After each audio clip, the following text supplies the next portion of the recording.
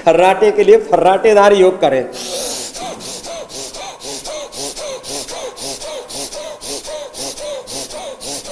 एक तो ये ऐसे, और 5 बादाम 5 काली मिर्च मैंने बताया।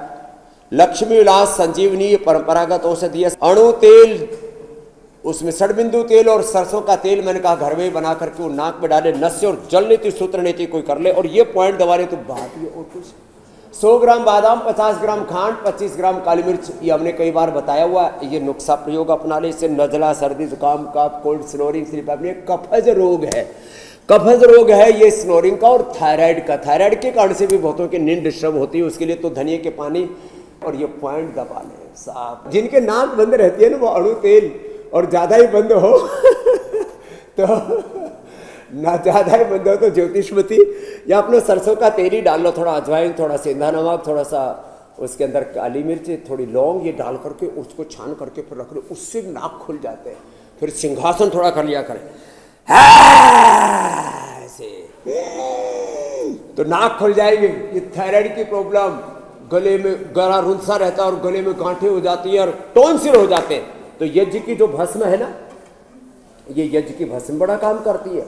इसका गंडूस करवा देते हैं। एलोवेरा, हल्दी, और एलोवेरा 100 ग्राम, हल्दी 20 ग्राम और अमरूद के पत्ते 10 ग्राम, इसको क्रश करके और मिक्सी में घोट करके अच्छे से, और इसको फिर उबाल करके इसका गरारा करके उसमें थोड़ा सा ये यज्ञ की भस्म मिला लेना और उससे गंडूस करा देते, ये पॉइंट दबा देते हैं।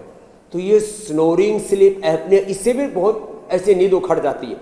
कफ प्रकृति वालों की नींद उखड़ती है, जिनको पित्त होता है ना उनकी भी नींद उखड़ती है, उसके लिए एलोवेरा बेस्ट है। कामदोधा, मुक्ता, शुक्ति, मोती, पृष्टि बराबर लेके आधा ग्राम ले ले, अथवा व्हीट ग्रास, एलोवेरा, शीशम, पीपल, बेल के पत्तों का रस पी ले, अथवा सुबह सुबह सौंफ का पानी, ये बढ़िया। जीरा, धनिया, सौंफ, उसमें मुलेठी और गुलाब के फूल भी मिला देते तो और अच्छा हो जाता है। ऐसे गर्मी है तो जीरा, धनिया, सौंफ, मेथी, अजवाइन, 5 का पानी पी ले।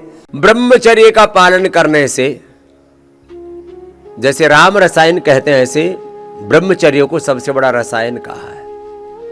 जो संयममय जीवन जीते हैं, गुरु भगवान के आश्रय में जीते हैं, याद रखना,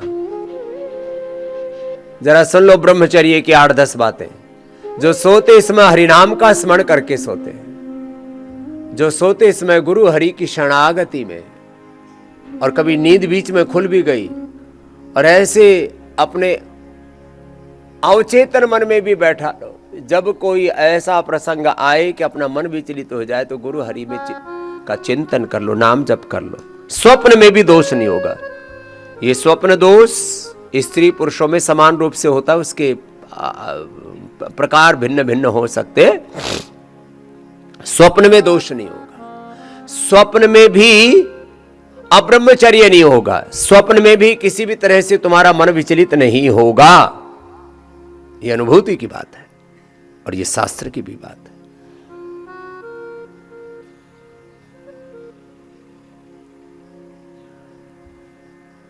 कालखंड में हमारा बचपन और जवानी ये ब्रह्मचर्य काल है, फिर गृहस्थ काल होता है, फिर वानप्रस्थ संन्यास कालखंड होता है।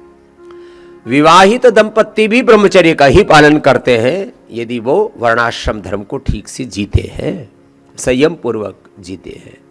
विवाहेतर संबंधों के बारे में स्वप्न में भी जो चिंतन नहीं करते। फिर ब्रह्मचर्य के पालन के लिए उत्तेजक आहार, उत्तेजक व्यवहार से बचो। सोते समय ये टीवी, मोबाइल, इससे दूर रहो। डिजिटल फास्टिंग, रात को 8 बजे से लेकर के सुबह 8 बजे तक इसको अड़ना भी नहीं। बहुत जरूरी हो तो आस्थादी चैनल देखना है तो बस दूसरा चैनल मत घुमाना, रिमोट हाथ में रखते हैं आजकल लोग, कुछ का कुछ देखते रहते हैं और मोबाइल पर तो स्क्रॉल ही करते रहते हैं कुछ का कुछ, और इसको बंद करके रखा करो।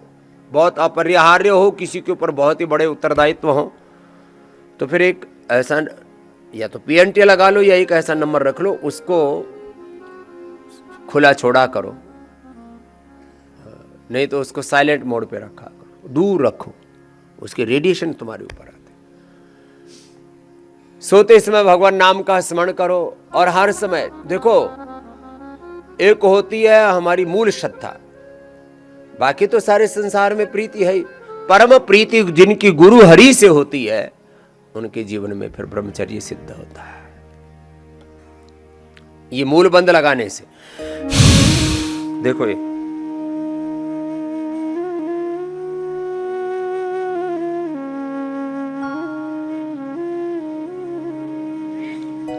जो हनुमान जी का, शिव जी का चिंतन करते हैं, ध्यान करते हैं, उनका ब्रह्मचर्य सिद्ध हो जाता है। श्वास को बाहर छोड़ो, मूल बंद, उद्यान बंद लगाओ, ब्रह्मचर्य सिद्ध हो जाएगा।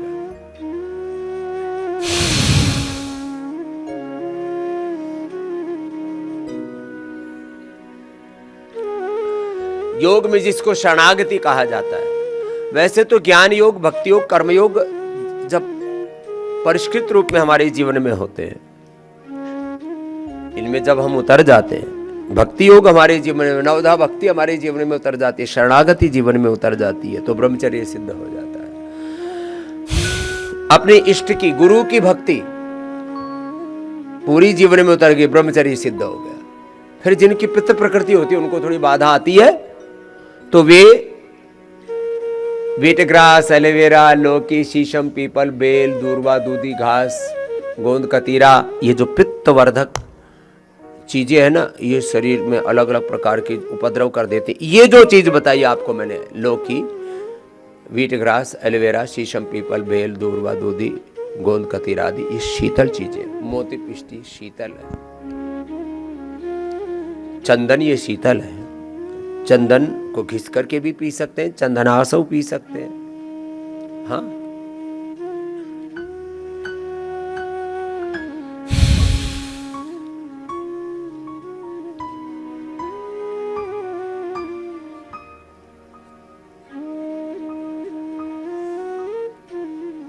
मूल बंद लगाओ, कपालभाति करो, ब्रह्मचर्य सिद्ध हो जाए।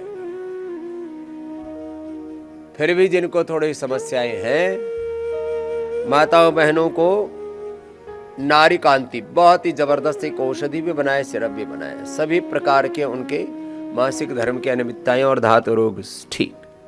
पुरुषों के लिए तो 1 ग्राम अश्वगंधा, 1 ग्राम शतावर, इतना ही पर्याप्त है।